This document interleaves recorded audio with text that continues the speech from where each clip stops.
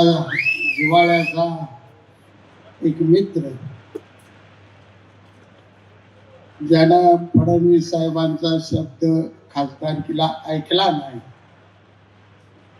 म्हणून त्याची मी दुस्ती तोडली होती 1.5 वर्ष. तो आज पुन्हा माझ्यासाठी इथे धावून आला. ते आमदार उत्तमराव जानकर, आपल्या सर्वांचे लाडके नेते आदरणीय आनंदाभाऊ माने, व्यासपीठावरील सर्व नेते मंडळी,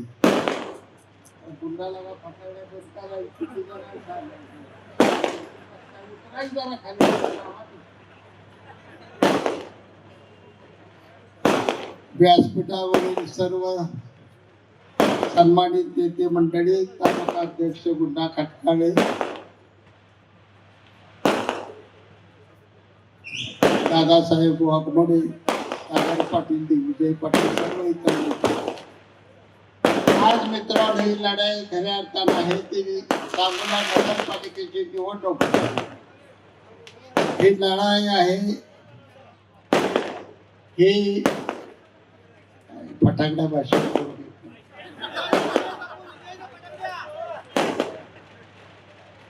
ही आपल्या स्वाभिमानाची निवडणूक आहे. आज आपल्याला गुलाम बनवलं,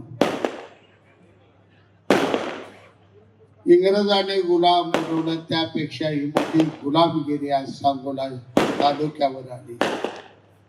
आणि हाच धोका आहे. स्वर्गीय गणपतरावजी देशमुख 75 वर्ष आणि शहाजी बापू पाटील 51 वर्ष, दोघांनी या तालुक्याचा स्वाभिमान जीवन ठेवला होता. आमचा साधा सुद्धा माणूस सुद्धा रस्त्यानं ताट मानणं चालत होता. हे आमचं राजकारण. आणि आज राजकारणानं वेगळं वळण घेतलं. हेलिकॉप्टरने येतं, धाड धाड धाड धाड धाड धाड मिलिटरीच्या माणसासारखं चालत सोटायचं, दाब द्यायचा, दाब दपाशा दाखवायला चाललंय काही नेमकं. निवडणुका लढवायला का तुम्ही गुंडगिरी दादागिरी आमच्यावर करा फिरायला काय? तुमच्या सगळ्यांना माझी आई शपथ आहे, तुमच्या आईची. उमेदवार या तालुक्यातला मिटिंग घेऊन बाबासाहेब देशमुखांनी बनकरावा जाहीर केला का मी आनंदा माने जाहीर केला होता? तुम्ही सांगा खरं बोल. उमेदवार जाहीर केला सगळ्या पक्षाने, मिटिंग घेतली. शेतकरी कामगार पक्ष स्वतंत्र लढाई खेळणार आणि आमचा हुकुमी एक्का बनकरावा उमेदवार. जयाभाऊ नाव मला ठेवतात. 50 वेळा गावात मला माझ्या त्या ऑफिस कुठं जाताय भुयारातनं गाडी बाग बाग बाग वाजत जाते. ती करोडोपती असलेल्या त्या बाळाचा बेरडिया बांधल्या जातात. आमच्या गरीबाच्या घरी त्या ऑफिस मध्ये पोराच्या तर मिळाला सातूबाला सारखं मग चौदार जेवण करायचं तिकडे गापळा. ही लढाई मी जास्त बोलत नाही. या शहरासाठी माझ्या हट्टापोटी साहेबांनी 200 कोटी रुपये दिले. त्या 200 कोटी रुपयाची जर तुम्हाला काय दया माया दाखवायची असेल, काय हे आपल्याला साहेबांनी दिलेले त्याचं काय फेडायचं असं धनुष्यबाण हेच मला झटका नाही. दीपकाबा सावंत पटेल आईचं बापाचं नाव घेऊन 50 वर्ष गुलाबजामुन बासुंदीत खाताना इथपर्यंत आता जरा वळलं जरा भेटायला लागलं का सावलीला जाण्यासाठी सगळा स्वाभिमान घाण ठेवून आजारी सलाईन लावून सुद्धा गडी पळव सुटतात बाळासाहेब हृदया मागल्यावर. काय अंदाज, काय दीपक आबा.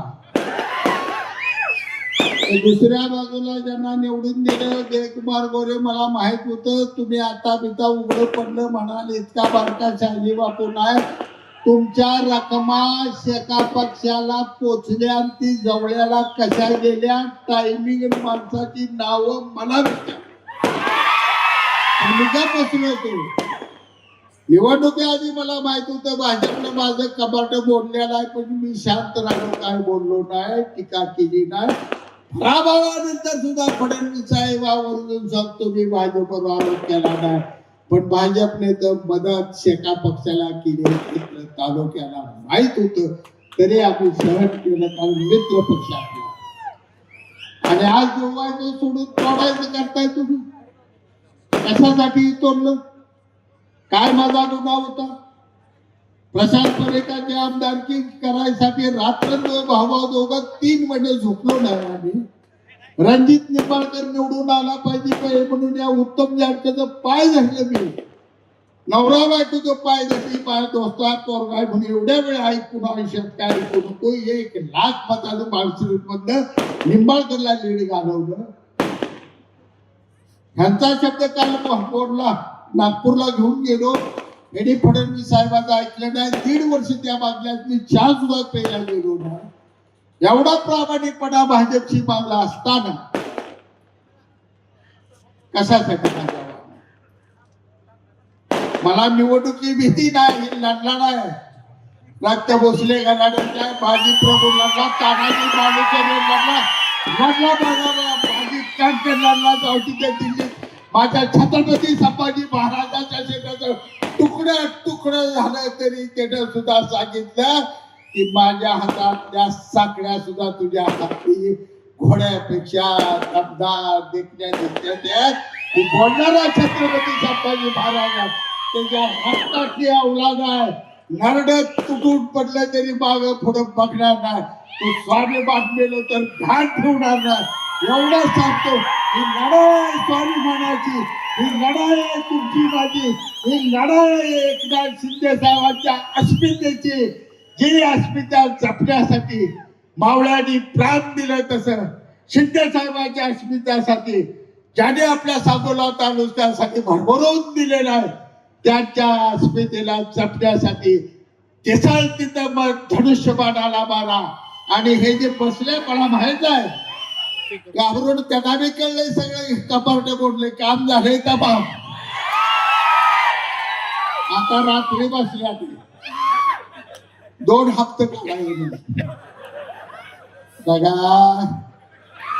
सांगोलचं आलो का सुभद्रेचं पंचपक्वान सोडून श्रीकृष्णानं द्रौपदीची भाजी भाकरी खाल्ली होती अरे एरड्या तुझं आपच्या दिशाची थाळी धुडकोल माझी जनता आणि आनंद पाण्याच्या झोपडीतली भाजी भाकरी खाऊ एवढं मी खात्रीने सांगतो पैशावर सांगोला तालुका विकत घेऊ नका तुमचा घनघोर अपमान होईल आणि लय मस्ती पैशाची आली नाही आमच्यात सत्ता पण भाजरावला आमच्या हातात आमचं मनगाठा एवढं देणार पेटवून ओढलं तर सरळ काहीच कुणाला आवडत दबकवत आहे मला दबकवत आहे महाराष्ट्र मला घाबरतो आणि कुठली काय माकडं आले ती मला दबकवते एक जण इथे लय अवघड आहे दीपक आव्हानं बोलून घेऊ ना लय अवघड आहे तुम्ही तुमच्या पाया पडतो 5-6 जागा घ्या होय म्हणा काय म्हणतो कुठं द्यावं लागेल दुसऱ्या जिल्हाध्यक्षाला मला वाटतं तुम्ही फडणवीसांना साहेबांना भेटू मी तुम्हाला उपनगराध्यक्ष आणि 7-8 जागा दिलो बाळू केदार मला द्यायला काय तुम्ही या तालुक्याच्या राजाला सुद्धा भीक वाढायला लागला काय कळतं का राजा पडलो तरी राजा हरलो तरी राजा या तालुक्याला 2च राजे एक भाई गणपतरावजी देशमुख एक शहाजी पटेल सोडून या तालुक्याला कोणी धपवायचं नाही हे सांगतो आज तुम्हाला या ठिकाणी भाई गणपतरावजी देशमुखांच्या समाधीची पूजा करायचा अधिकार त्यांनी गमावलेला आहे आता समाधीची पूजा करायचा आपला अधिकार आहे आजपासून सांगतो तुम्हाला निवडणूक जिंका, घरादारात जावा, लढाई जिंका आणि गुलालाची उधळण करत आनंदा मानेला शेतकऱ्यांच्या भाई गणपत देशमुखच्या समाधीवर घेऊन जाऊया. निर्मळ मनाचा माणूस आहे असे आपले एकनाथरावजी शिंदे साहेब, ज्यांनी या सांगोला तालुक्यामध्ये गेल्या 30-35 वर्षापासून अनेक चढ उतार पाहिले, परंतु कधीही आयुष्यामध्ये हार मानली नाही असे माझे सहकारी मित्र शाजी बापू पाटील आणि आदरणीय सर्व मंचावरील सन्माननीय सदस्य आणि समोर बसलेल्या सांगोला नगरीचे बहादर माझे तरुण मित्र, वयोवृद्ध सर्व वडीलधारी माझ्या भगिनी आणि मित्रांनो, मी गेल्या वेळेला या ठिकाणी प्रचाराला आलो होतो, पण तो डॉक्टर बाबासाहेब देशमुखांच्या प्रचाराला आलो होतो.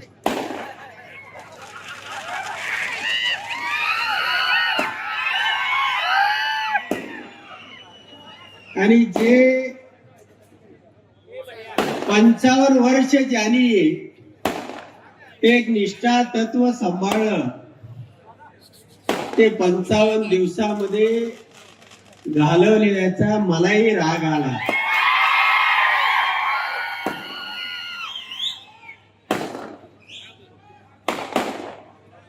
बापू, तुम्ही सांगितलं म्हणून 2019 ला रणजितसिंह निंबाळकरांचा प्रचार मी केला आणि माळशिरस तालुक्यातून 1 लाख मताचं मताधिक्य दिलं. त्याही वेळी माझी फसवणूक करण्यात आली. बापू, जयाभाऊ पालकमंत्री झाल्यानंतर तुमच्या एवढा आनंद कुणालाच नव्हता.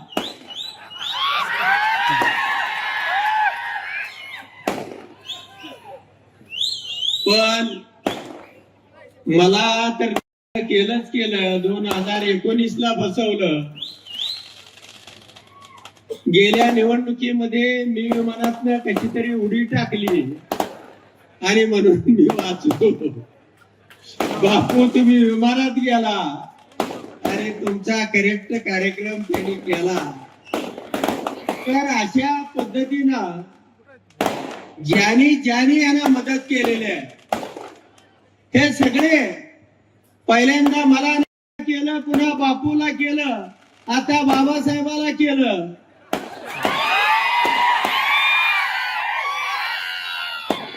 आणि एवढ्यावरती गप बसत नाही, आपल्याला करते फोटो दुसऱ्याला पाठवते.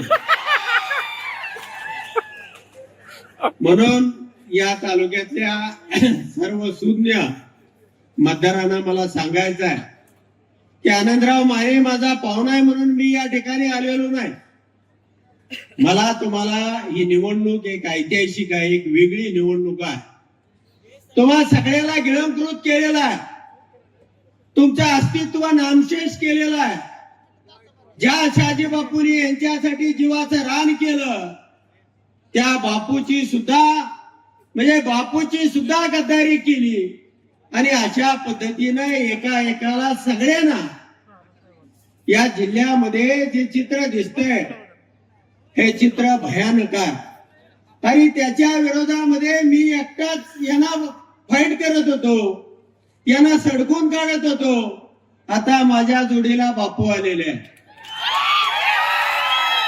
आणि म्हणून आपल्याला साहेबांना पुढे जायचं आहे.